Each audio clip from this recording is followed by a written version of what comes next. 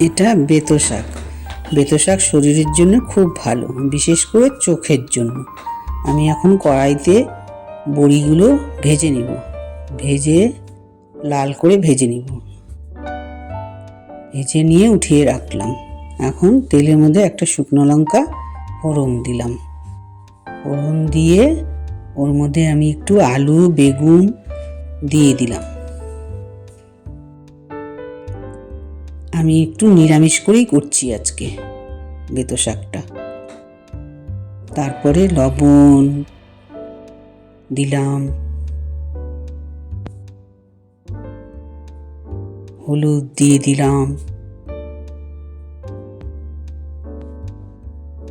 দিয়ে দুটো কাঁচা লঙ্কা চিড়ে দিয়ে দিলাম। দিয়ে নেড়ে একটু নাড়াচাড়া করে তার মধ্যে ওর শাকটা দিয়ে দিলাম। শাকটা দেওয়ার পরে একটু নেড়ে কিছুক্ষণ রেখে দিব। শাকটা মজে গেলে ওর মধ্যে বড়ি দিয়ে আমি নামিয়ে নেব। আমার রেডি বেতো শাক।